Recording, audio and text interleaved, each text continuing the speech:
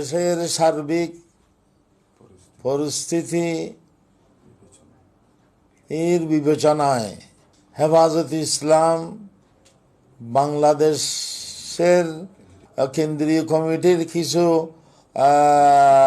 গুরুত্বপূর্ণ সদস্যদের পরামর্শক্রমে কমিটি বিলুপ্ত ঘোষণা করা হলো। দর্শক, এতক্ষণ যারা টেলিভিশনের সেটের সামনে রয়েছেন তারা নিশ্চয়ই জেনে গেছেন যে হেফাজতের যে কমিটি রয়েছে পূর্ণাঙ্গ, সেই কমিটিটা আসলে বিলুপ্ত ঘোষণা করেছেন সংগঠনের আমির।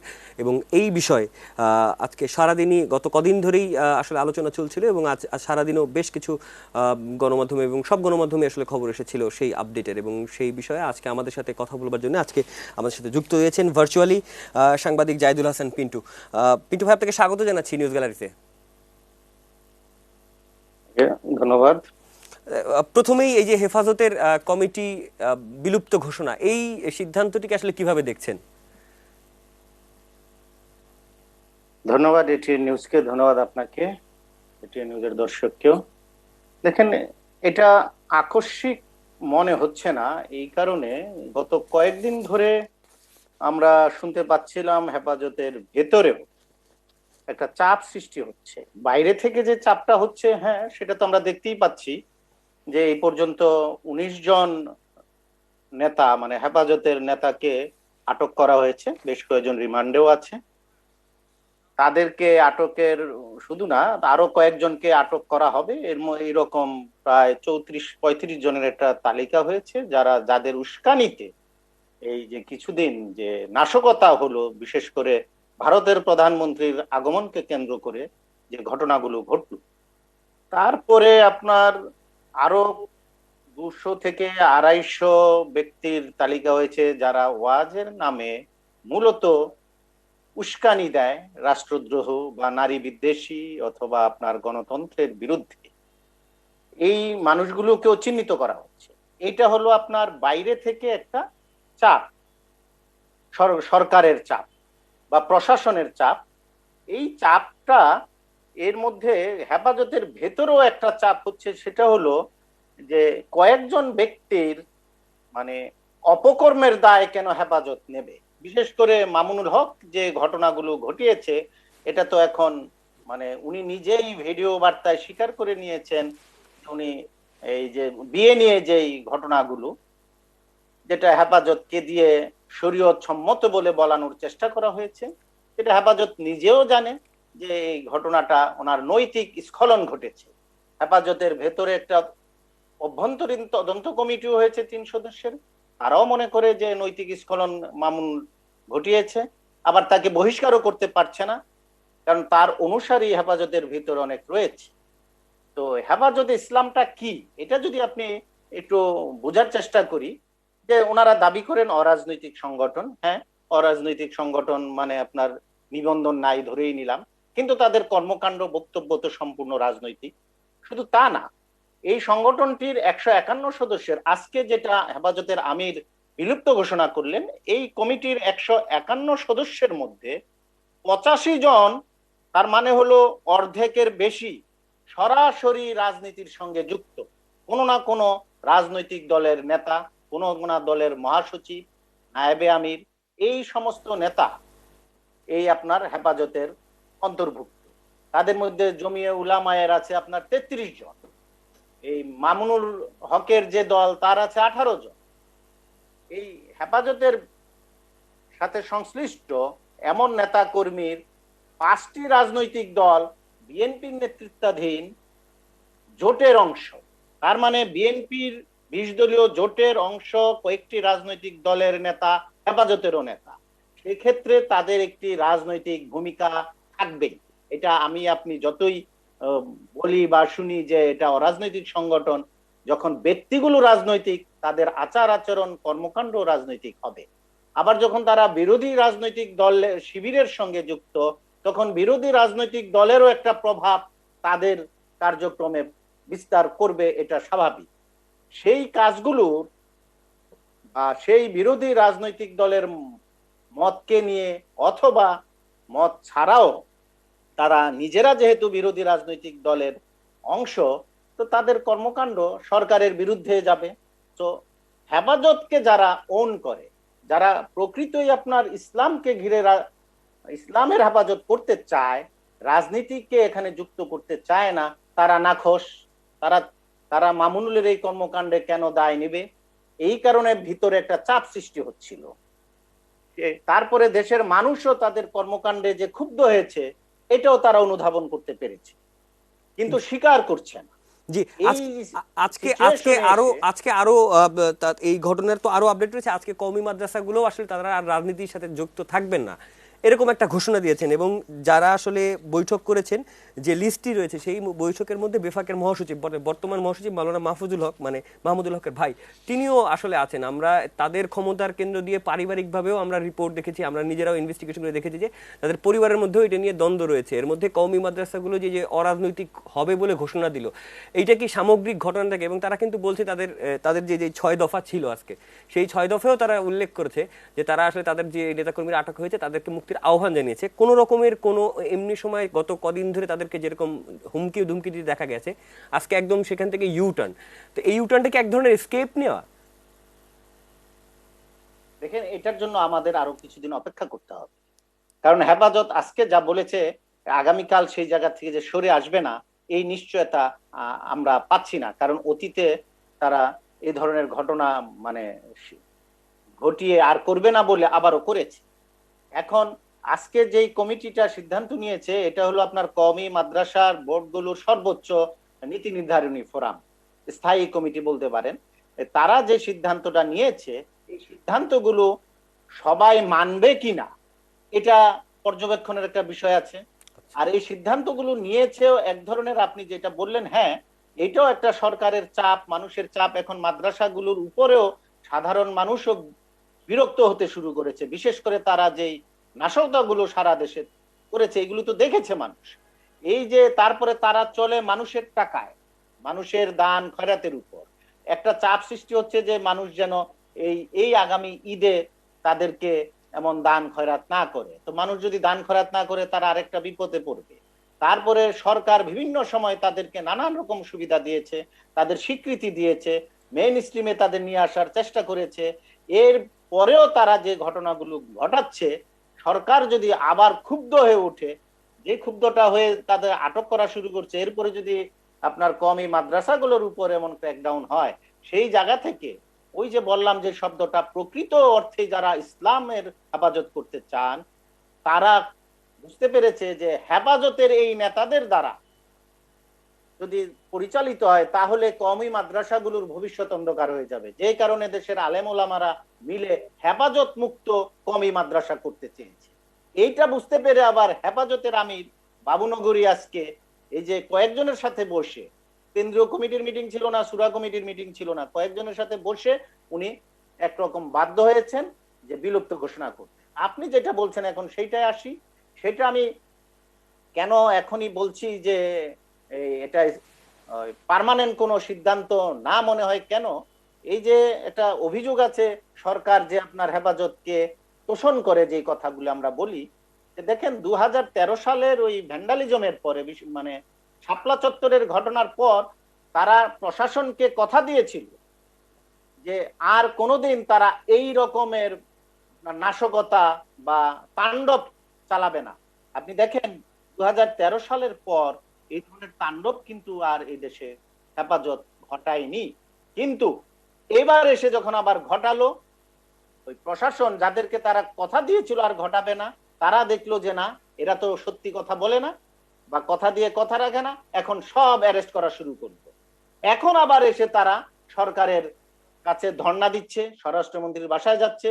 আজকেও ওই যে বেফাকের যে মহাসচিবের কথা বললেন, তারা একটা কমিটি গঠন করে দিয়েছে, স্বরাষ্ট্রমন্ত্রীকে গিয়ে বুঝাবে। এখন এই জায়গাটা আমি মনে করি এখন একটা সময় আপনার কওমি মাদ্রাসাগুলোকে নজরদারি বা পর্যবেক্ষণের মধ্যে থাকা, তারা তো কোনো নিয়ম নীতির মধ্যে নেই, সরকারের কোনো রুলস এন্ড রেগুলেশনের মধ্যে নেই, এই জায়গাটা এস্টাবলিশ করা সরকারের। আর আপনার রাজনৈতিক ভাবে যেটা হেফাজত যে কমিটি বিলুপ্ত ঘোষণা করলো, যেই কমিটির মধ্যে জামাত নির্ভর, যেই কমিটি আপনার বিরোধী শিবির নির্ভর, যেখানে রাজনৈতিক এলিমেন্ট ঢুকে গেছে, যদি হেফাজত ইসলামী অরাজনৈতিক হয়ে থাকে, তো রাজনৈতিক এলিমেন্টদেরকে ওখান থেকে যদি বের করে দিয়ে হেফাজত চলতে পারে, তাহলে হেফাজত এখানে টিকতে পারবে, আদারওয়াইজ আবার আবার এই ধরনের ঘটনা তারা ঘটাবে। সো আজকের এই বক্তব্যের মধ্য দিয়ে বিশ্বাস করার কোনো কারণ নেই যে হেফাজত যা বলছে ঠিক বলছে। এটা হলো ফান্দে পড়িয়া বগা কান্দেরে যে প্রবাদটা আছে, সেটাও হতে পারে। তো আমাদেরকে এটা আরো একটু পর্যবেক্ষণে রাখতে হবে। ভাই, আপনি বলছিলেন যে প্রশাসনের পক্ষ থেকে আসলে প্রশাসন দেখেছে যে আসলে তারা কথা রাখে নাই, কিন্তু আজকে বাংলা ট্রিবিউন একটা রিপোর্ট করেছে যেটা হচ্ছে, এবং একটা অডিও ফাঁস হয়েছে যেখানে কারারক্ষীদের সহযোগিতা হেফাজত যারা আটক রয়েছেন তারা পাচ্ছেন। এবং অনেক ক্ষেত্রে আমরা দেখেছি, একটি ভিডিও খুব ভাইরাল হয়েছে, পুলিশের একজন সদস্য তিনি আসলে মামুনুলের পক্ষে স্টেটমেন্ট দিয়েছেন। অনেকেই তো আসলে প্রশাসনের ভিতর থেকেও এই ধরনের কথাও আসতেছে। তাইলে আসলে এই যে আপনি বলছিলেন যে এখন একটা নিয়ন্ত্রণের মধ্যে আনার বিষয় আছে, একটা তদারকির বিষয় আছে, সেইটা কি ঠিকভাবে হবে বলে আপনি বিশ্বাস করেন? আচ্ছা, এই জায়গাটায় যদি আপনার, এটা মূলত রাজনৈতিক সিদ্ধান্তের বিষয়। যদি সরকার বা রাজনৈতিক দলগুলো ঐকমত্যে আসতে পারে যে এই ধরনের তাণ্ডবকে রুখে দাঁড়ানো হবে, তখন আপনি দেখবেন যে মেসেজটা প্রশাসনের ভিতরে যাবে। তখন আর ওই যে একজন পুলিশ সদস্য অথবা একজন কারারক্ষী বা দু চারজন কারারক্ষী এই সাহসটা পাবে না। এটা ঠিক, হেফাজতের মতাদর্শে বিশ্বাস করে অথবা এই ওই ধরনের রাজনীতিকে ধারণ করে এমন অনেক ব্যক্তি আমাদের প্রশাসনে ঢুকে পড়েছে, এটা অস্বীকার করার উপায় নেই। এটা শুধু কারারক্ষী না, এটা শুধু পুলিশ সদস্য না, আমার আপনার প্রফেশনে শিক্ষকতায় বলেন, সাংবাদিকতায় বলেন, বিভিন্ন জায়গায় মৌলবাদ ঢুকে পড়েছে। আমাদের গণতান্ত্রিক কাঠামোতে তো মৌলবাদ বহু আগেই ঢুকেছে। তো এই ধরনের সুযোগ সুবিধা তারা নেওয়ার চেষ্টা করবেই, কিছু কিছু লোক সুযোগ সুবিধা দিয়েও দিবে। কিন্তু রাজনৈতিক সিদ্ধান্ত যদি থাকে স্থির যে না, কোনো ছাড় দেওয়া হবে না, জিরো টলারেন্স, তখন আপনার ওই ব্যক্তিরা এই সাহসটা পাবে না, তখন এটা বাস্তবায়ন করা সম্ভব হবে। জি, আপনাকে আপনাকে অসংখ্য ধন্যবাদ জাহিদুল হাসান পিন্টু, সাংবাদিক, আমাদেরকে এতক্ষণ ধরে সময় দেওয়ার জন্য। ধন্যবাদ। দর্শক, আমরা কথা বলছিলাম জাহিদুল হাসান পিন্টু, সাংবাদিক। তিনি যেমনটি জানাচ্ছিলেন যে আসলে এই রিসেন্ট যে ঘটনাটি ঘটলো, এই মুহূর্তে যে ব্রেকিংটি আপনারা দেখছেন, সেটির উপর আস্থা করে আসলে হেফাজত এরকম আর সহিংসতা করবে না বা এরকম আর সৃষ্টি হবে না, সেটি একেবারেই এখন বলবার সময় না। হয়তো আর সময় আর একটু বলে দেবে, সময় আমরাও জিনিসটিতে ফলো করবেন, আপনারা যারা দর্শক দেখছেন তারাও নিশ্চয়ই ফলো করবেন। সুতরাং আপডেট নিউজগুলো আপনাদেরকে আমরা জানাতে পারবো। এই পর্যায়ে বার্তা কক্ষে থাকা সবশেষ সংবাদগুলো আগে একটু শুনে আসবো। নিউজের 12 আমরা দেখবো, একটা ছোট্ট বিরতি নিচ্ছি, বিরতির পর আমরা আমাদের নিউজ গ্যালারির আলো আয়োজন নিয়ে ফিরবো।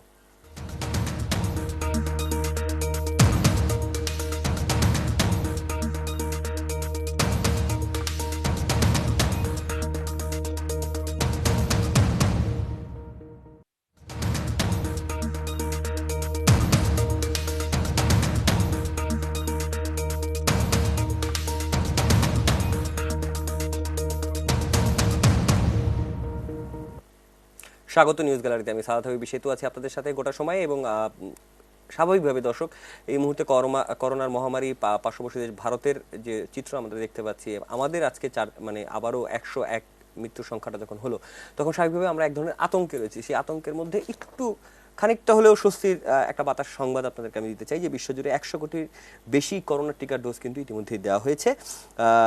যে টিকা দেওয়া হয়েছে তার 80% মূলত যুক্তরাষ্ট্র, চীন আর ভারতেই দেওয়া হয়েছে। এই বিষয়ে যখন কথা বলছি তখন স্বাভাবিকভাবেই আমাদের দেশের টিকাদান কর্মসূচি নিয়ে কথা আসবে। এবং সেই টিকাদান কর্মসূচিতে এখন পর্যন্ত আমাদের কাছে যে হিসাবটি আসলে স্বাস্থ্য অধিদপ্তরের পক্ষ থেকে দেওয়া হয়েছে, সেটি হচ্ছে 8,45,266 জনকে আসলে করোনার টিকা দেওয়া হয়েছে, যার মধ্যে প্রথম ডোজ নিয়েছেন 58,18,400 জন মানুষ। দ্বিতীয় ডোজ ইতিমধ্যে নিয়ে ফেলেছেন 23,26,666 জন। ইতিমধ্যেই করোনার প্রথম ডোজ আপাতত দেওয়া বন্ধ রেখেছে সরকার, বন্ধের ঘোষণা দিয়েছে। এমন একটি পরিবেশে স্বাভাবিকভাবে আসলে যারা আসলে আতঙ্কে রয়েছেন, সবাই আসলে টিকা চাচ্ছেন। এই টিকাটির বিষয়ে এই পুরো বিশ্বের অবস্থান এবং আমাদের অবস্থান, সেটি একটি তুলনা, এবং আমাদের জন্য আসলে সামনে কি অপেক্ষা করছে সেটিও আমরা একটু জানবার চেষ্টা করব।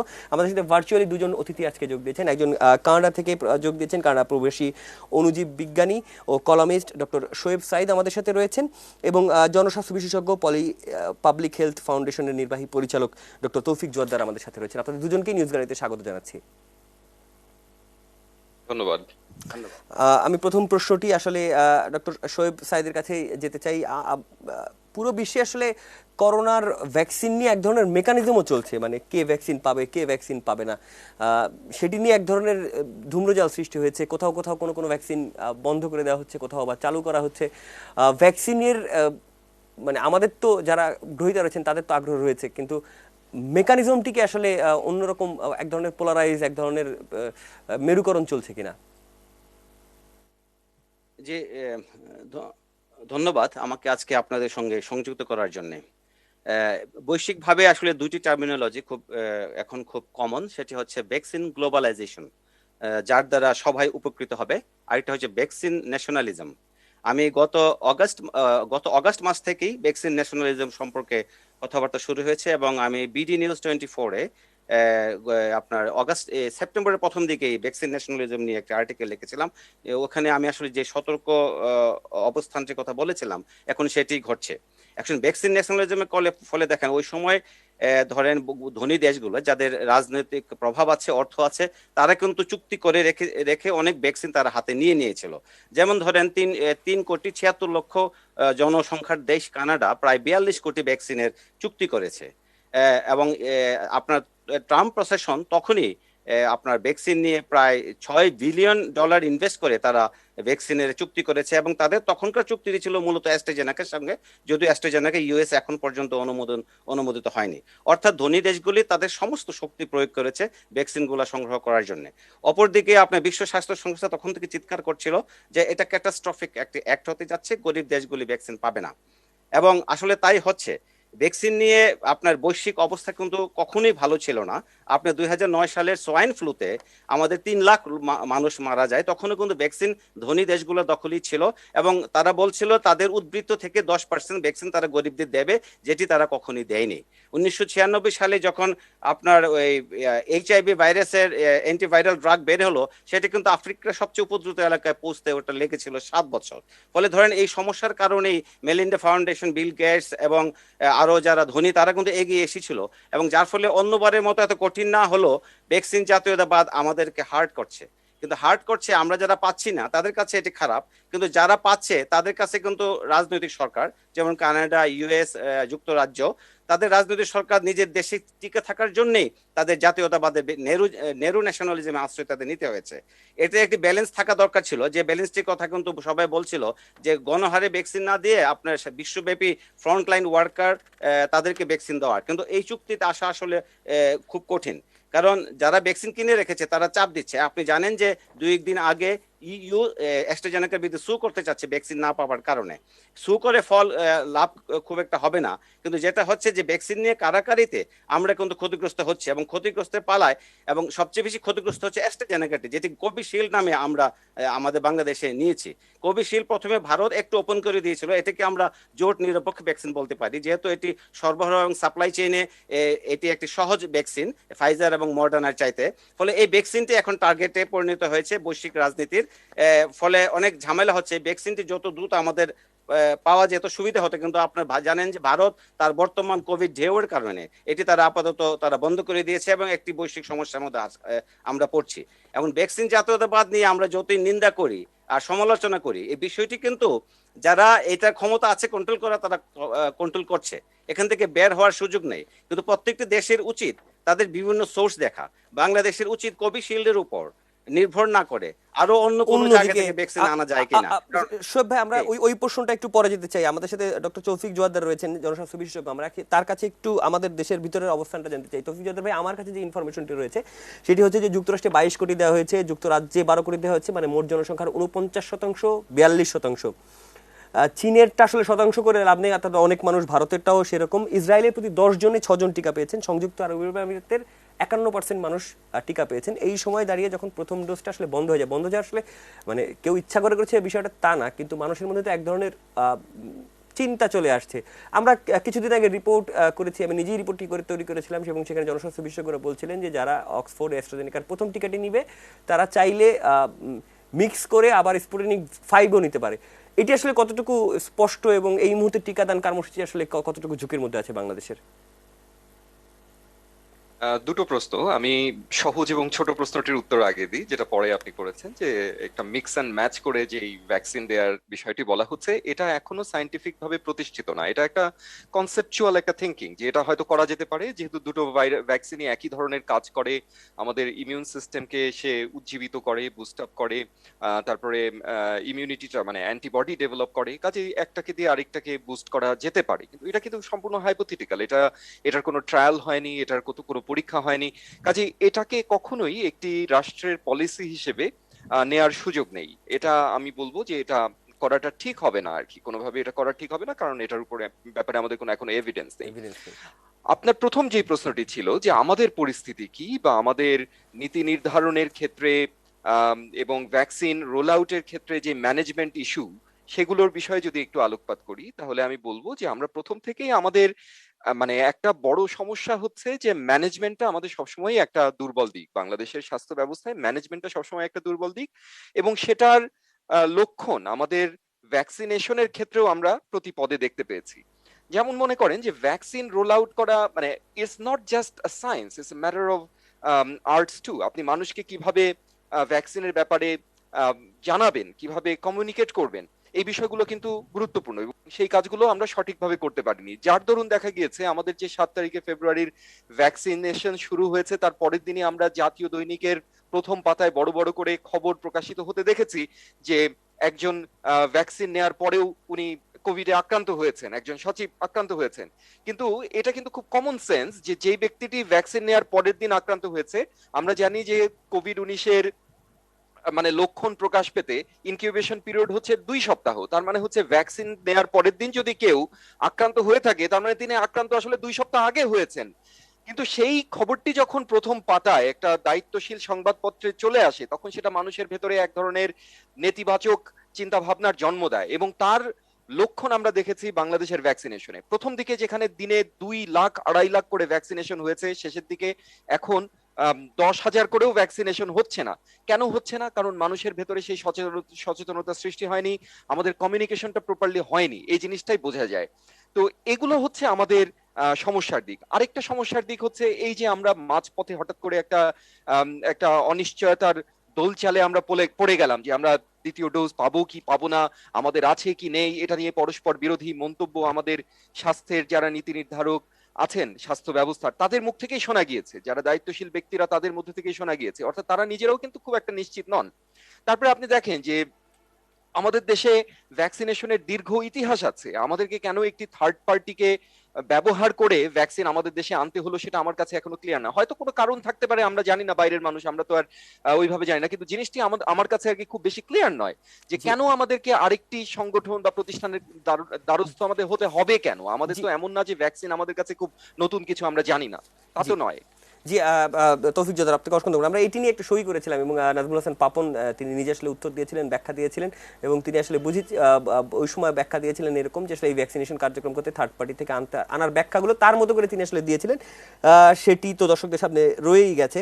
আমি একটু আবারও শোয়েব সাইদের কাছে যেতে চাই। বলা হচ্ছিল যে আসলে আপনি বলছিলেন যে অন্য কোনো সোর্সের দিকে আমাদেরকে মুভ করা উচিত এই মুহূর্তে আসলে ভ্যাকসিনের জন্য, শুধু কোভিড শিল্ডের উপরে ভিত্তি করে আসলে এত বড় একটা ঝুঁকি নেওয়া ঠিক হবে কিনা, সেই প্রশ্নটা আপনি রেখেছিলেন। আমার কাছে যে উত্তর রয়েছে, আমরা যে রিপোর্ট করেছি, সেটা হচ্ছে রাশিয়ার সাথে বাংলাদেশের যে সম্পর্ক এবং চুক্তি হয়েছে, এবং সেই স্পুটনিক 5 এর ফর্মুলা রাশিয়া দিতে রাজি হয়েছে, টেকনোলজি দিতে রাজি হয়েছে।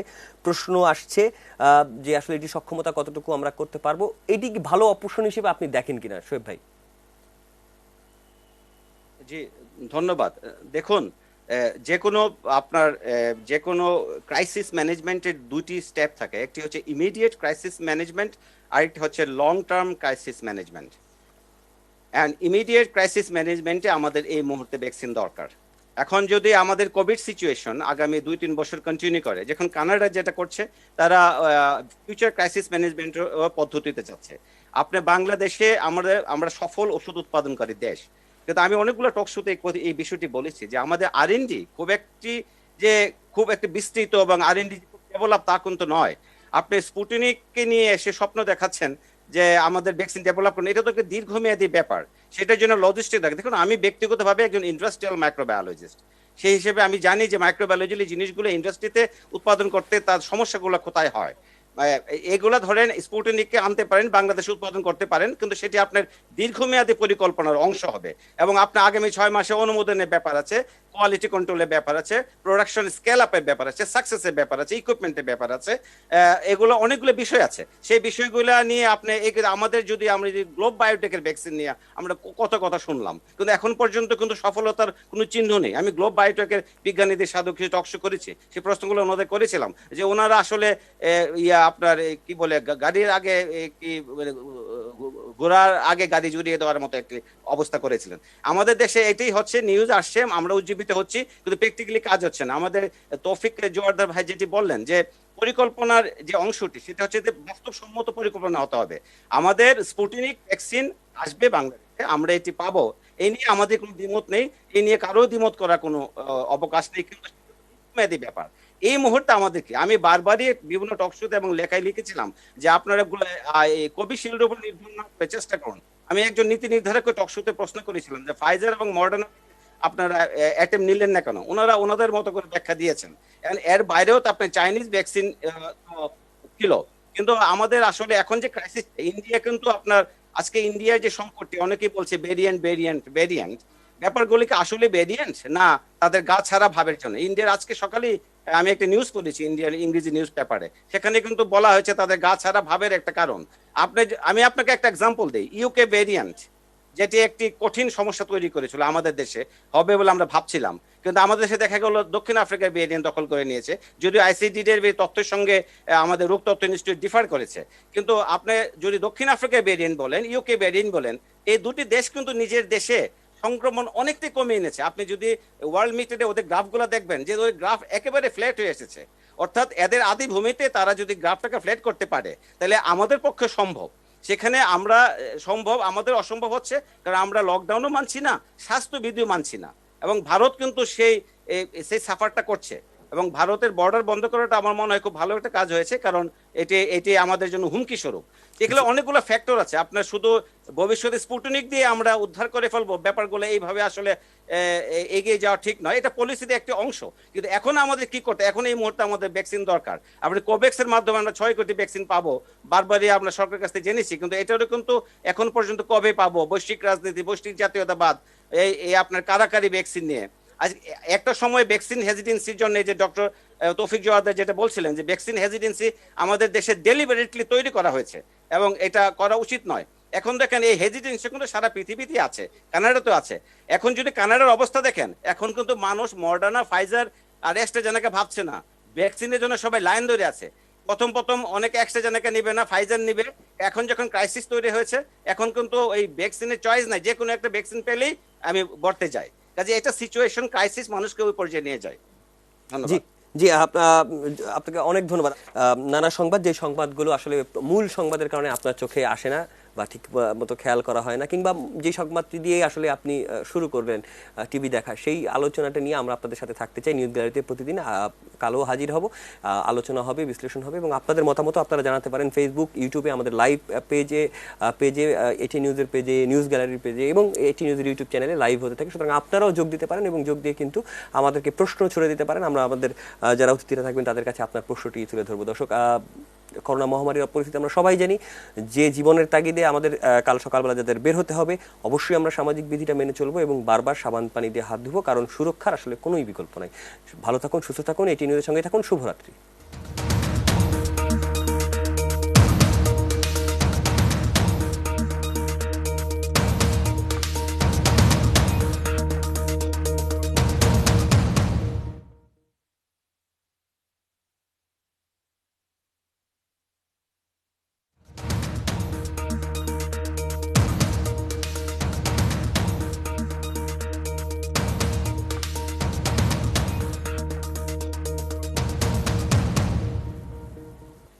বিরতি পর আবারও স্বাগত জানাচ্ছি। কথা হচ্ছিল ভ্যাকসিন, পুরো পৃথিবীতে 100 কোটি মানুষ ইতিমধ্যে ভ্যাকসিন নিয়ে ফেলেছেন, সেই ইস্যুতে, এবং সেই সাথে সাথে আমাদের যে অবস্থান বর্তমান, সেই অবস্থানগুলো নিয়ে আমাদের সাথে দুজন আজকে যোগ দিয়েছেন। জনস্বাস্থ্য বিশেষজ্ঞ, পাবলিক হেলথ ফাউন্ডেশনের নির্বাহী পরিচালক ডক্টর তৌফিক জোয়ারদার রয়েছেন আমাদের সাথে, কানাডা প্রবাসী অনুজীব বিজ্ঞানী ও কলামিস্ট ডক্টর শোয়েব সাইদ আমাদের সাথে রয়েছেন দুজন।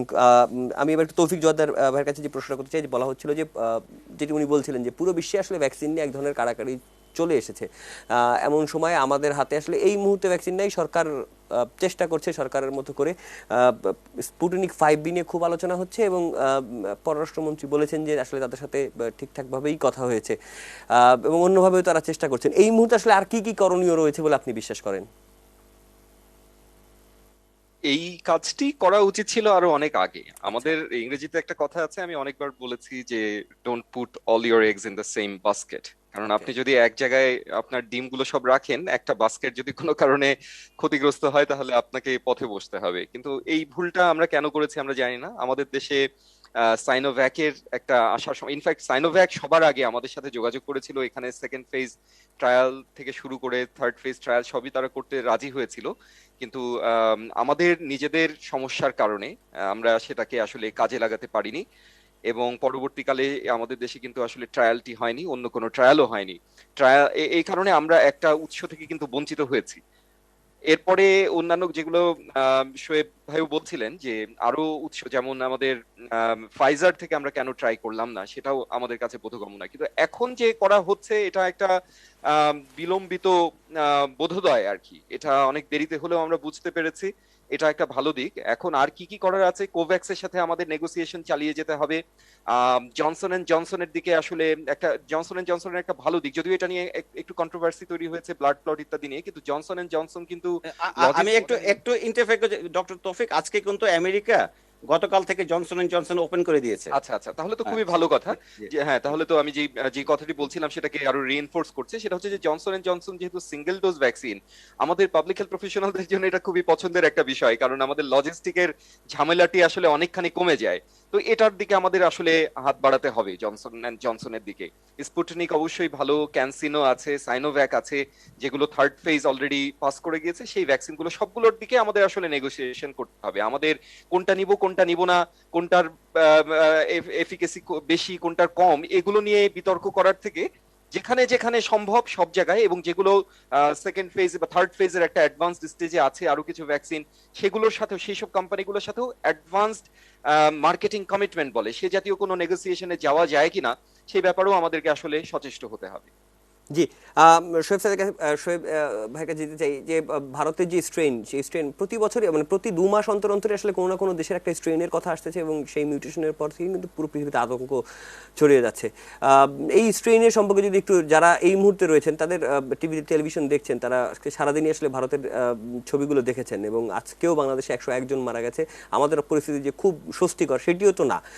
এরকম একটা সিচুয়েশনের মধ্যে আসলে এই স্ট্রেন সম্পর্কে আসলে আমরা তো অনেক বলি যে আফ্রিকান ভেরিয়েন্ট, ইউকে ভেরিয়েন্ট, এখন ভারতীয় ভেরিয়েন্টের কথা আসছে, কিন্তু মূল সুরক্ষা তো আসলে মাস্কেই, মানে হাত ধোয়াতেই, স্বাস্থ্যবিধি মেনে চলাতেই। যে ধন্যবাদ। মাস্ক এবং আপনার স্বাস্থ্যবিধি মেনে চলে, আমি একটি সবচেয়ে উজ্জ্বল উদাহরণ হচ্ছে জাপান। আপনার জাপানে আমিও গত অক্টোবরে অফিসের কাজে গিয়েছিলাম কোভিডের মধ্যেই। ওখানে কিন্তু দেখবেন যে ওখানে বেসবল স্টেডিয়ামে খেলা হচ্ছে মাস্ক পরে, গাড়ি চালাচ্ছে মাস্ক পরে। আর জাপানিদের মাস্ক কালচারের তো ওদের দীর্ঘ ইতিহাস। এই মাস্কের কারণে কিন্তু জাপান সবকিছু খোলা রেখেও তাদের কোভিড সংক্রমণ অনেকটাই নিয়ন্ত্রণে রেখেছে। এবং আপনার অস্ট্রেলিয়া, নিউজিল্যান্ড আরেকটি উদাহরণ। আর আপনার ভেরিয়েন্টের কথা আপনি বলছেন, যে ভেরিয়েন্ট ধরেন এই যে মিউটেশন, ভাইরাসের মিউটেশন একটি স্বাভাবিক প্রক্রিয়া। ভাইরাস হলেই মিউটেশন হবে। আপনি কপি মেশিনে 500 পেজ কপি যদি করতে চান, 2-3টা কিন্তু আপনার কপি এদিক সেদিক হবে। আমাদের বডিতে যখন ভাইরাস রেপ্লিকেট করে তখন অসংখ্য রেপ্লিকেশনে 2-1টা ত্রুটি হয়। সেই ত্রুটিগুলোই মিউটেশন, এবং অনেকগুলো মিউটেশনে একটি ভেরিয়েন্ট তৈরি হয়ে যায়। মিউটেশন হচ্ছে, মিউটেশন হবে, কিন্তু ভয়ঙ্কর হচ্ছে যে আপনার ভ্যাকসিনকে ফাঁকি দেওয়ার যে মিউটেশনটি, যেটি নিয়ে আপনার E484K যে মিউটেশনটি, এটি নিয়ে সব কনসার্ন। এন্ড ইন্ডিয়া থেকে এখন পর্যন্ত ওইরকম তথ্যপত্র আসেনি যে আসলে এখন পর্যন্ত। কানাডা কি করেছে, কানাডা ইন্ডিয়ার এই ভেরিয়েন্টকে ভেরিয়েন্ট অফ ইন্টারেস্ট বলছে, তারা এখনো ভেরিয়েন্ট অফ কনসার্ন বলছে না। ভেরিয়েন্ট অফ কনসার্নে কিন্তু 3টি আপনার ভেরিয়েন্ট আছে। একটি আপনার ইউকের ভেরিয়েন্ট যেটি সংক্রামক বেশি, সাউথ আফ্রিকান ভেরিয়েন্ট যেটি সংক্রামক এবং আপনার ভ্যাকসিন ফাঁকি দেয়, এবং হচ্ছে ব্রাজিলিয়ান ভেরিয়েন্ট। এখন ইন্ডিয়ার ভেরিয়েন্ট অফ কনসার্ন হতে হয়ে যাবে, কারণ এটি যেভাবে ইন্ডিয়াতে বাড়ছে। কিন্তু আজকে ইন্ডিয়াতে এই খবর আছে যে ইন্ডিয়ার এই সংক্রমণ কি শুধুমাত্র ভেরিয়েন্টের কারণে, না তাদের এই আপনার গাফলিটির কারণে। ইন্ডিয়ান ভেরিয়েন্ট নিয়ে বাংলাদেশে যে ভয়টি ছড়াচ্ছে, বলা হচ্ছে ডাবল মিউটেন্ট, ট্রিপল মিউটেন্ট। অনেকগুলো মিউটেন্ট হতে পারে, কিন্তু মিউটেন্ট কতটুকু ডেঞ্জারাস, মিউটেন্ট যদি আপনার ফেভারে হয় তাহলে তাহলে কিন্তু ভাইরাসটি বিলুপ্ত হয়ে যাবে, এবং মিউটেন্ট যদি আপনার ডিসফেভারে হয় তাহলে সংক্রমণ বাড়বে। মিউটেন্টের সংখ্যা দিয়ে আসলে বিষয়টি যাচাই করা যাবে না, করতে হবে যে মিউটেন্টটি কতটুকু ক্ষতিকারক। ইন্ডিয়ার মিউটেন্টকে নিয়ে প্রচুর গবেষণা হচ্ছে এখন, হয়তো আমরা আগামী 1 সপ্তাহ 2 সপ্তাহের মধ্যে একটা পরিষ্কার চিত্র পাবো। কিন্তু আপনার মিউটেন্ট হোক আর অ্যাগ্রেসিভ মিউটেন্ট বা ভেরিয়েন্ট যাই হোক না কেন, আমরা যদি স্বাস্থ্যবিধি মেনে না চলি, আমাদের দেশে লকডাউন দিয়েছেন আপনার টোটাল 2 সপ্তাহ, 2 সপ্তাহ লকডাউন দিয়ে একটি দেশে আসলে কিছু হয় না, এবং বাংলাদেশের মতো দেশে দীর্ঘমেয়াদী লকডাউন দিয়ে টিকে থাকা সম্ভব নয়, যে দেশে 2 কোটি জনগোষ্ঠী দিনে আনতে দিনে খায়। সুতরাং আমাদেরকে স্বাস্থ্যবিধি, আপনি যে কথাটি বললেন, মাস্ক মাস্ক এবং স্যানিটাইজার, হাত ধোয়া, সরকারের উচিত ছিল ফ্রি মাস্ক দেওয়া, এবং আপনার এখন মাস্ক কিনতে কিন্তু 20 টাকা 30 টাকা লাগে, ফলে কিন্তু এটাও কিন্তু একটা, এই মাস্ক কেনার পয়সাটা কিন্তু একটা আপনার মাস্ক হেজিটেন্সির পর্যায়ে পড়ে। তারপরে আপনার স্যানিটাইজার, সাবান, এগুলি একটা সরবরাহ করে একটা প্রমোশনাল অ্যাক্টিভিটিতে গেলে আমার মনে হয় আমরা অনেক ভালো থাকতে পারতাম। জি, ডক্টর তৌফিক জোয়াদের আপনার কাছে যেতে চাই। কথা হচ্ছিল যে আসলে স্বাস্থ্যবিধি, জাপানের উদাহরণ আসছিল, নিউজিল্যান্ডে উদাহরণ রয়েছে, নিউজিল্যান্ড অস্ট্রেলিয়ার সাথে তাদের বিমান যোগাযোগ চালু করেছে এবং একটা বায়োবাবল তারা তৈরি করতে পেরেছে দুটি দেশই সফলভাবে। সফলতার অনেক গল্প হয়তো বা আছে এই ভিতরে, হতাশার ভিতরেও। কিন্তু আমরা আজকে যখন মানে দোকান খোলার ঘোষণা শুনেছি, আমরা দেখি যে সব দোকান খুলে গেছে ইতিমধ্যেই, এবং কালকে হয়তো বা মার্কেটেও মানুষ যাবেন, মার্কেটের শপিং করতে যাবেন, ঈদও তারা করবেন, এবং এই পাবলিক ট্রান্সপোর্টও হয়তো বা খুলে যাবে, সবকিছু তো খুলে যাবে একটা পর্যায়ে। মানে আসলে আমাদের তো সেই অবস্থান আছে কিনা সেটা নিয়েও আসলে আমরা এখন প্রশ্নও রাখছি। কিন্তু এই যে সাধারণ মানুষ মাস্ক পরছে না, এবং প্রত্যেকটা লকডাউনের পিছনে একটা রাজনৈতিক কিছু একটা দাঁড় করানো, একটা পরিকল্পিত কিছু একটা রাখা, একটা উদ্দেশ্য রাখা, এই যে চিন্তা ভাবনাগুলো, এই চিন্তা ভাবনাগুলো কি আমাদের ডেড বডির সংখ্যা আরো বাড়ানোর সম্ভাবনা বাড়িয়ে দিচ্ছে? হ্যাঁ, সেই সম্ভাবনা তো অবশ্যই বাড়িয়ে দিচ্ছে। আমাদের মানে সব ক্ষেত্রেই কমিউনিকেশনের একটা সমস্যা বা সংকট রয়ে গিয়েছে। মাস্ক পরার ব্যাপারে, মাস্কের উপকারিতার ব্যাপারে আমাদের এখনো মানে, এবং হেজিটেন্সির যে বিষয়টা বললেন, এটার অর্থনৈতিক দিক আছে, এটার একটা কালচারাল বা সাংস্কৃতিক দিক আছে। অনেক সংস্কৃতি, যেমন জাপানের উদাহরণটা আমরা শুনলাম, তাদের এটা সংস্কৃতির অংশ, কিন্তু মাস্ক কিন্তু আমাদের সংস্কৃতির অংশ না। আমাদের দেশে আপনি যদি চিন্তা করেন, একসময় কেউ খাবার স্যালাইন ব্যবহার করতো না, আজকে খাবার স্যালাইন আমাদের সংস্কৃতির একটা অংশে পরিণত হয়েছে। কিভাবে হলো এটা? এগুলো কিন্তু বিজ্ঞান আছে, কমিউনিকেশন একটা বিজ্ঞান, এটা আপনি শুধু বললে হবে না। আমি ব্যক্তিগতভাবে মাস্কের ব্যাপারে বা অন্যান্য যেই স্বাস্থ্য বিধিগুলোর ব্যাপারে যেই কমিউনিকেশন হয়েছে সেগুলোর ব্যাপারে আমি পার্সোনালি খুব একটা স্যাটিসফাইড না। আপনি ঢাকায় কিছুটা হলেও, আপনি যদি গ্রামাঞ্চলে যান, সেখানে কিন্তু অত বেশি কমিউনিকেশন দেখা যায়নি। অথচ বাংলাদেশের মানুষ, এই যে লকডাউন হচ্ছে, ঝাঁক বেঁধে মানুষ গ্রামে গেল, গ্রাম থেকে অনেক মানুষ জীবিকার প্রয়োজনে ঢাকায় আসছে। তার মানে এমন নয় যে গ্রামে মানুষ মাস্ক না পরলে, ঢাকাই পড়ছে না, আমি ঢাকার কথা বাদই দিচ্ছি, গ্রামের কথাও, গ্রামের থেকে যে মানুষরা আসছে বা অন্য জায়গা থেকে ঢাকায় আসছে, তারাও যদি মাস্ক ব্যবহার না করে, আমাদের রিস্ক অফ ট্রান্সমিশন কিন্তু থেকেই যাচ্ছে। কিন্তু এগুলো যদি আমাদের প্রতিহত করতে হয়, তাহলে আমাদেরকে একটা প্রপার কমিউনিকেশন স্ট্র্যাটেজি ডেভেলপ করতে হবে। যেই কথাগুলো আমাদের বলা দরকার সেই কথাগুলো বলতে হবে। আমি অনেকবার বলেছি যে কমিউনিকেশনের বেশ কিছু থিওরি আছে, যেমন আমরা বলি যে হেলথ বিলিফ মডেল। আপনাকে যখন একটা রোগের ব্যাপারে কমিউনিকেট করতে হবে, সেই রোগের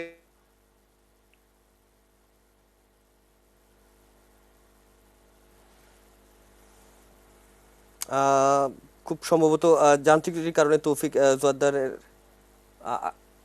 না, আমি জি, জি, হ্যাঁ, একটু বোধহয় জি, নেটওয়ার্কে ডিস্টার্ব ঠিক দিয়েছিল। আছে। আমি আবার যেটা বলতে যাচ্ছিলাম যে আমাদের একটা কমিউনিকেশন, হ্যাঁ, একটা কমিউনিকেশন স্ট্র্যাটেজি ফলো করতে হবে, একটা সায়েন্টিফিক কমিউনিকেশন স্ট্র্যাটেজি ফলো করে সেটা করতে হবে। শুরুতে হয়েছিল আমাদের হাসপাতালগুলো যেমন আমরা গুটিয়ে নিয়েছিলাম, যে আমরা মনে করেছিলাম কোভিড-19 চলে গিয়েছে, ঠিক একইভাবে কমিউনিকেশনের পিছনে আমাদের যে বাজেট ছিল, সময় ছিল, শ্রম ছিল, সেগুলোকেও কিছুটা গুটিয়ে নেওয়া হয়েছিল। এখন আবার নতুন করে শুরু হচ্ছে। কিন্তু সেই কাজটা যদি তখন থেকে এখন পর্যন্ত কন্টিনিউ করা হতো, তাহলে আমাদের কমিউনিকেশনের অবস্থাটা, মানুষের পারসেপশন, রিস্ক পারসেপশন, এই বিষয়গুলো অনেক ইতিবাচক একটি অবস্থায় থাকতে পারতো, যেটা আনফরচুনেটলি হয়নি। আমি আমি একটু ডক্টর শোয়েব সাইদের কাছে আবার একটু যেতে চাই, যেহেতু আপনি একজন অণুজীব বিজ্ঞানী এবং আপনি বলছিলেন যে ইন্ডাস্ট্রিয়াল অণুজীব বিজ্ঞানের সাথে আপনার সম্পর্ক রয়েছে। আমি একটু জানতে চাই, সাধারণ দর্শকরা অনেকেই প্রশ্ন করছেন, যদি স্পুটনিক 5B বাংলাদেশ রেসিপি পায়, সেক্ষেত্রে আসলে বাংলাদেশের এটি আসলে তৈরি করা কি মানে খুব কঠিন কোনো কাজ হবে? আমাদের দেশের ওষুধ শিল্পের বা নানা সময় আমরা বিভিন্ন সেমিনার সিম্পোজিয়ামে দেখি যে তাদের একটা অর্জনের গল্প আমরা কিন্তু শুনতে পাই। সেই সক্ষমতাটা কি বাংলাদেশ অর্জন করতে খুব বেশি সময় লাগবে? ধন্যবাদ। দেখুন, আসলে বাংলাদেশের যে অর্জন আমরা জানি সেটা কিন্তু ড্রাগ নিয়ে। ভ্যাকসিন এবং ড্রাগের প্রোডাকশন কিন্তু একই লাইনে চলে না, একটু ভিন্নতা আছে।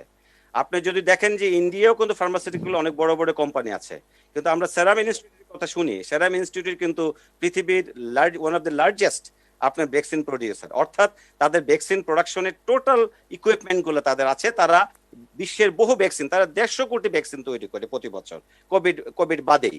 তা আপনার তাহলে তাদের ইনফ্রাস্ট্রাকচার ছিল, এই ইনফ্রাস্ট্রাকচারে আপনি কিছু সম্প্রসারণ করে তারা কোভিডে গিয়েছে। এবং অ্যাস্ট্রাজেনেকা কিন্তু ধরেন ইউকেতে তাদের প্রোডাকশন ইউনিট আছে, ইউরোপে আছে, তারা বাইরে কিন্তু এটাকে বলে ইন্ডাস্ট্রিয়াল মাইক্রোবায়োলজির ভাষায় বলে টোল ম্যানুফ্যাকচারিং। অর্থাৎ আপনার সামর্থ্য আছে, আমার টেকনোলজি দিয়ে আপনার সামর্থ্যকে কাজে লেগে আমি আরো ব্যাপক প্রোডাকশন করলাম। এখন ধরেন যে কোনো ওষুধে 5 থেকে 10% লাগে, কিন্তু ভ্যাকসিনে তো বৈশ্বিক জনসংখ্যার প্রায় কাছাকাছি ভ্যাকসিন লাগছে, ফলে হিউজ প্রোডাকশন ক্যাপাসিটি দরকার। যার ফলে ওরা ওই জায়গাগুলি খুঁজেছে। এখন বাংলাদেশে আমি বাংলাদেশি ফার্মাসিউটিক্যাল ইন্ডাস্ট্রি গুলা কিছুটা ভিজিট করেছি, আমি এত ডিটেল তাদের সম্পর্কে জানি না। তাদের যদি ভ্যাকসিন প্রোডাকশনের ফেসিলিটি থাকে, সেই ফেসিলিটিকে ঘষা মাজা করে আপনার তড়িৎ গতিতে উৎপাদনের ব্যবস্থা আমরা করা যেতেই পারে। কিন্তু তাদের যদি সেটা না থাকে, আর আমরা যদি ধরেন দুই একটা কোম্পানিকে সামনে এনে তাদের প্রমোশনাল অ্যাক্টিভিটির জন্য টেলিভিশনে সংবাদপত্রে বারবার আসতে থাকে, এদিকে সময় যেতে থাকে, 6 মাস পরেও গ্লোব বায়োটেক্সের মতো অবস্থায় যে তারা দুটি খরগোশের উপর ট্রায়াল করার পর তাদের কিন্তু তেমন কোনো অগ্রগতি নেই, এবং তারা নিজেরও চেষ্টা করছে, গভর্নমেন্টের ক্ষেত্রে পায়নি। আর এরকম হলে হবে কি, এটা মিডিয়া নির্ভর প্রচারণা হবে, কাজের কাজ কিছু হবে না। মানে ওই জায়গাটাতে আমার ভয়। আমি এই জন্য এটাকে ধরেন, এটাকে আমি অভিনন্দন জানাতে চাই, কিন্তু আমাদের দেখতে হবে আসলে কি ইনফ্রাস্ট্রাকচার আছে কিনা। জি। বাংলাদেশের স্বাস্থ্য বিভাগের কর্মকর্তারা ফ্যাক্টরি গুলো ভিজিট করে তারাই অনুধাবন করতে পারবেন যে ওই স্পুটনিকের অনেক সময় হয় কি জানেন, ছোট্ট একটা ইকুইপমেন্ট লাইনের জন্য আপনাকে বসে থাকতে হয়। আপনি জানেন যে এখন এই মুহূর্তে সেরাম ইনস্টিটিউট আটকে গেছে, যেহেতু আমেরিকা তাদের র মেটেরিয়াল সাপ্লাই করছে না, রিএজেন্ট সাপ্লাই করছে না, ফলে আপনাকে ওই ধরনের সমস্যা কিন্তু পড়তে হবে। এই কাজে এই স্ট্রাকচার ইনফ্রাস্ট্রাকচার আছে কিনা সেটি তো সরকার ভালো জানবেন। জি, আপনাদের দুজনকে, ডক্টর শোয়েব সাইদ, কানাডা প্রবাসী অণুজীব বিজ্ঞানী এবং কলামিস্ট, এবং জনস্বাস্থ্য বিশেষজ্ঞ ডক্টর তৌফিক জোয়াদার, দুজনকেই অসংখ্য অসংখ্য ধন্যবাদ আমাদের দর্শকদেরকে সবকিছু ঠিকভাবে বুঝিয়ে দেওয়ার জন্য। আপনাকেও ধন্যবাদ। ধন্যবাদ। দর্শক, আমরা কথা বলছিলাম করোনা ভ্যাকসিনের প্রাপ্যতা সেটি নিয়ে, এবং সেই সাথে সাথে আসলে আমাদের আসলে কি করণীয় সেটি নিয়ে আসলে দুজন বিশ্লেষক আমাদেরকে সময় দিয়েছিলেন। আমরা আসলে একটু অন্য প্রসঙ্গে যেতে চাই। সেটি হচ্ছে যে আমরা আজকে সারাদিনই দুটি ইস্যু, একটি হেফাজত এবং আরেকটি হচ্ছে করোনার ভ্যাকসিন, এই দুটি ইস্যু নিয়ে আমাদের খুব নজর ছিল। কিন্তু একটু শুনতে খারাপ লাগলেও বাংলাদেশের একদম শেষ যখন টেস্ট চ্যাম্পিয়নশিপের ফাইনাল ঠিক হয়ে গেছে, এমন সময় বাংলাদেশ অবশেষে টেস্টে 20টা পয়েন্ট পেয়েছে। শ্রীলঙ্কার পালেকেলেতে যে হয়েছে ম্যাচ, সেটি ড্র হয়েছে, সেটি নিয়ে আমরা আসলে কথা বলতে চাই। এবং আমাদের সাথে আজকে যোগ দিয়েছেন ক্রীড়া সাংবাদিক ও সাবেক ক্রিকেটার মাজারউদ্দিন অমি। অমি নিশ্চয়ই আমাকে শুনতে পাচ্ছেন। অমি, আপনাকে স্বাগত জানাচ্ছি নিউজ গ্যালারিতে। জি ধন্যবাদ, আমি শুনতে পাচ্ছি। আমি প্রথমত মানে খুব বাজে সময়ে এই বছরটা টেস্টে বাংলাদেশের গেল। এরকম একটা বাজে সময়ে যদিও ড্র হয়েছে, কিন্তু মানে পরাজয়ের কোনো গ্লানি নাই। অন্ততপক্ষে এইটুক রিলিফ তো ব্যাটসম্যানরা পেয়েছেন, এবং তামিম ইকবাল যেভাবে দুটি ইনিংস খেলেছেন, মানে অসাধারণ কনফিডেন্স নিয়ে খেলেছেন আজকে তিনি। রাইট, এবং আমাদের কিন্তু টেস্টে আমাদের রিসেন্টলি যদি বলি, আমরা হোমে হেরেছি ওয়েস্ট ইন্ডিজের সাথে। সো এরপর থেকে আমাদের টেস্ট ক্রিকেটের অ্যাপ্রোচ নিয়ে অনেক কথা হচ্ছিল, আমাদের টিম সিলেকশন নিয়ে, আমাদের টেস্ট ক্রিকেট খেলার ধরন নিয়ে, আমাদের এইসব নানা বিষয় নিয়ে কিন্তু কোয়েশ্চেন উঠছিল, এবং প্লেয়াররা কিন্তু ট্রেমেন্ডাস প্রেশারও ছিল। নিউজিল্যান্ডে গিয়েও রিসেন্টলি লিমিটেড ওভার সিরিজটা খুব ভালো করতে পারেনি। তো অনেকভাবে একটু প্রত্যাশা ছিল এবং চাপও ছিল যে অ্যাটলিস্ট এই হারের বৃত্ত থেকে বের হয়ে আসাটা জরুরি, এবং প্লেয়ারদের একটু ভালো ক্রিকেট খেলা দেখানোটাও এটাও খুব জরুরি হয়ে গিয়েছিল। শ্রীলঙ্কাতে যেরকম পিচ ছিল শুরুতে, আমরা এক্সপেক্ট করেছিলাম যে গ্রিন টপ পেস বোলারদের জন্য খুব সুবিধা হতে পারে।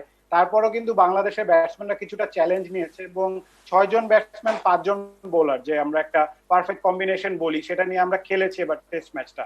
এর আগে দেখা গিয়েছে যে আমরা প্রায় একটি পেস বোলার বা স্পিন ফ্রেন্ডলি ট্র্যাকে বেশিরভাগ স্পিনারদের দিয়ে বা 7 জন ব্যাটসম্যান নিয়ে খেলার আমাদের একটা টেন্ডেন্সি ছিল, যেটা অনেক ক্ষেত্রে ব্যাকফায়ার করেছে। তো এইবার শ্রীলঙ্কাতে গিয়ে ব্যাটসম্যানরা ভালো করেছে, তবে আরেকটা ভালো দিক হচ্ছে যে আমাদের বোলারদের অ্যাপ্রোচটাও কিন্তু দেখা গিয়েছে, যদিও খুব ডিফিকাল্ট ছিল। কিন্তু আমরা যতই বলি যে শ্রীলঙ্কা আমাদের থেকে ফার্স্ট ইনিংস লিড নিয়েছে, বা এক পর্যায়ে বাংলাদেশ কিছুটা হলেও চাপে ছিল কিনা এই টেস্ট ম্যাচে, বাট ওভারঅল কিন্তু যে দলটা একদম হারের বৃত্তে ছিল, হঠাৎ করে অল অফ আ সাডেন সেখান থেকে বেরিয়ে আসতে পেরেছে, এটা একটা পজিটিভ দিক। যেমনটি আপনি বলছিলেন যে টেস্ট চ্যাম্পিয়নশিপের কথাটাও, একটা পয়েন্ট 20টা পয়েন্ট হয়েছে, সেটাও একটা পজিটিভ দিক। এবং এইভাবেই কিন্তু আমাদের মতো বাংলাদেশ টিম র্যাঙ্কিং এ যখন 9-10-এ থাকি, আমরা all of a sudden expect করি যে আসলে টেস্ট ক্রিকেটে আমরা হুট করে ভালো কিছু পারফর্ম করব, which is very difficult honestly. তো এটা গ্র্যাজুয়াল প্রসেস, আমার মনে হয় যে কিছুটা হলেও ইমপ্রুভমেন্ট হয়েছে, এবং এটা ধারাবাহিকতাটা রাখাটা খুবই জরুরি, যেটা আমাদের সবচেয়ে বড় প্রবলেম, যে আমাদের প্লেয়ারদের মধ্যে সেই কনসিস্টেন্সিটা নাই। নাজমুল হোসেন শান্ত, তাকে অনেকভাবে হাইলি রেট করা হচ্ছিল, আমাদের ফিউচার প্রসপেক্ট বলা হচ্ছিল, তিনি একটি বড় 100 করেছেন, যদিও পরের ইনিংসে 0 রানে আউট হয়ে গিয়েছেন, বাট স্টিল। মমিনুল হক প্রথম আওয়েতে গিয়ে তিনি সেঞ্চুরি করেছেন, 11টা সেঞ্চুরির মধ্যে একটিও এর আগ পর্যন্ত কোনোটা দেশের বাইরে ছিল না। সো এদিক থেকে ওভারঅল কিছু কিছু পজিটিভ আছে, এবং কিছু কিছু কিন্তু আমরা দিক থেকে কিন্তু শ্রীলঙ্কা থেকে এখনো পিছিয়ে। যেমন বোলিং ইউনিটের কথা যদি বলি আমি, আমাদের 3জন পেস বোলার এই টেস্ট ম্যাচের আগে কম্বাইন্ডলি 21টা টেস্ট খেলেছে মাত্র, অন্যদিকে ওদের একজন সুরাঙ্গা লাকমালি 65টা টেস্ট খেলেছে। তো এদিক থেকে আমাদের পেসারদেরও একটা বড় অভিজ্ঞতা হয়েছে, খুব ডিফিকাল্ট পিচে কিভাবে বল করতে হয়, যখন পিচে কিছু না থাকে তখন এক্সট্রা কিছু এফোর্ট দিয়ে কিছু একটা বের করে নেওয়া, এই জিনিসগুলোই আসলে আমাদের ইমপ্রুভ করার এখন জায়গাটা রয়েছে, যেটা আমি দেখতে চাবো সেকেন্ড টেস্টে অ্যাটলিস্ট আরো বেটার অ্যাপ্রোচে তারা খেলবে। আমি আমি আপনার কাছে, আপনি বোলারের পোর্শনটা যাচ্ছিলেন, আমিও বোলিং পোর্শনটা নিয়ে আলোচনা করতে চাচ্ছিলাম। এবং যে বোলিং করেছেন আমাদের নিয়মিত টেস্ট বোলার যদি আমি বলে থাকি, একজন আবু জাহেদ রাহি আর একজন ইবাদত হোসেন, গত কয়েকটা টেস্টে আমরা এরকম কম্বিনেশনই দেখেছি, এই দুজনকেই টেস্ট বোলিংয়ে দেখেছি। তার বাইরে তাসকিন আহমেদকে আমরা বেশ আলাদা করে দেখলাম, মানে খুব এগ্রেসিভ বোলার আমরা সবসময় বলে থাকি, এবং বিশ্বকাপে মঞ্চের মতো বড় চ্যাম্পিয়ন্স লিগের মঞ্চে তার খুব ভালো ভালো পারফর্ম রয়েছে ওয়ানডেতে। টেস্ট নিয়ে ইনজুরি, সংশয়, নানান ধরনের কথা, 3 বছর পর টেস্টে ব্যাক করেছেন, যেই রিদমে বল করেছেন, যেভাবে বল করেছেন গোটা ইনিংসে, এবং 30 ওভার পেস বোলিং করেছেন, নিয়মিত বলারদের থেকেও বেশি এই টেস্টে, উইকেটও পেয়েছেন বেশি। যেটি বলছিলাম যে আমাদের কিন্তু সেই কালচারটাই ছিল না যে আমরা একাদশে 3জন পেস বোলার খেলাবো, যেটি বলছিলাম যে 3জন পেস বোলার মিলে আমরা 21টা টেস্ট খেলেছি। তো যত বেশি এইসব সিচুয়েশনে খেলবে, তাসকিন কিন্তু 4 বছর পর ব্যাক করেছে টেস্ট টিমে, এবং 3 উইকেট নিয়েছে, 100-র উপর রান দিয়েছে, কিন্তু যেটি বলছিলেন 30টি ওভার বল, এটা কিন্তু আমাদের পেস বোলারদের খুব একটা অভিজ্ঞতা নাই একটি ম্যাচে বা একটি ইনিংসে একা 30 ওভার বল করা। তাসকিনকে জিজ্ঞেস করা হয়েছিল আসলে যে ডোমেস্টিকে লাস্ট কবে আপনি 20 ওভারের উপরে বল করেছিলেন, তো তিনি বলেছিলেন যে করোনার আগে যখন ডোমেস্টিক লিগ হয়েছিল তখন করেছি। তো আমাদের এই কালচারটা ডেভেলপ করাটা খুবই জরুরি। পেস বোলাররা কিন্তু আপনি যত ঘষা মাজা করবেন তত গিয়ে কিন্তু উন্নতি করবে তারা, যেহেতু আমাদের সেই এক্সপ্রেস ফাস্ট বোলার নেই, এবং আমাদের যে বডির যে গঠন বা অন্যান্য দিক থেকে একজন ফাস্ট বোলারের যে অ্যাডভান্টেজ গুলো থাকে, সেই দিক থেকে কিন্তু আমরা কিছুটা পিছিয়ে। তাসকিন আহমেদ আমাদের সেই অ্যাট্রিবিউটস গুলো অ্যাড করেন, তো তার থেকে এক্সপেকটেশন একটু বেশিই থাকে। কিন্তু রিসেন্টলি খুব ইমপ্রুভও করেছেন কিন্তু তিনি বোলিং এ, নিউজিল্যান্ডে গিয়ে লিমিটেড ওভার ফরম্যাটে আনলাকি ছিলেন কিছুটা, তার বলে কয়েকটা ক্যাচও ড্রপ হয়েছে, বাট ওভারঅল কিন্তু তাসকিনের এই পারফরমেন্সটা, এটা কিন্তু খুবই ইম্পর্টেন্ট হবে। তার ফিটনেসটা কতটুকু, এটাও এখন একটা দেখার বিষয়, যে টানা 2টো টেস্ট ম্যাচ তার বোলিং ফিটনেস তিনি সেটা বজায় রাখতে পারেন কিনা, এটা একটা বড় ইস্যু হয়ে দাঁড়ায়। বাট যত বেশি খেলবে তত বেশি ইমপ্রুভ করবে, এবং আমাদের এই পেস বোলারদের উপর বিলিফটা রাখা দরকার। আমাদের হয় যে একটি ম্যাচে যখন ধরেন তাসকিন আহমেদ বা আবু জায়েদ বা এবাদতের কথা বললেন, তারা যদি উইকেটলেস যায়, পরের ম্যাচে হ্যাঁ কন্ডিশন বিবেচনা করে 3জনের জায়গায় 2জন হতে পারে, কিন্তু এই কোর গ্রুপটাকে ধরে রাখাটা খুবই জরুরি, নাহলে ছন্নছাড়া হয়ে যাবে, আবার দল থেকে বাদ পড়বে, আবার কামব্যাক করবে, সেই নতুন ফিলিং কিন্তু। জি, আপনি যত বেশি খেলবেন তত বেশি এক্সপেরিয়েন্স গেইন করবেন। আমি আমি আমি লাস্ট টেস্টে ক্যাপ্টেন্সি নিয়ে মমিনুলকে বেশ কিছু কথা শুনতে হয়েছে, সেটি নিয়ে আমার আসলে কোনো মন্তব্য নাই, মানে উনি কেমন ক্যাপ্টেন্সি করেছেন সেটি আসলে বড়, মানে আমাদের পক্ষ থেকে খুব কঠিন বিষয়, কিন্তু তার ক্যাপ্টেন্সি নিয়ে আপনারা গণমাধ্যম কর্মীদের মধ্যেও একটি পোর্শন অনেকেই আসলে প্রশ্ন তুলেছেন। এই টেস্টে যেহেতু মানে শ্রীলঙ্কা যে স্টাইলে ব্যাটিং করেছে, আসলে ব্যাটিং পিচও ছিল, বলারদের আসলে সেইভাবে কোনো দলের বলাররাই আসলে সেইভাবে যে খুব সফল বলার হয়েছেন সেটিও বলার অবশ্য নেই। আপনার কাছে মনে হচ্ছে কিনা এই পুরো বুস্টটা আসলে টেস্ট ক্যাপ্টেনকে আরেকটু ম্যাচুরিটি দেবে, ইন টার্মস অফ ম্যাচুরিটি? এই কারণে বলতেছি যে তার একটা ভালো টেস্ট গেল।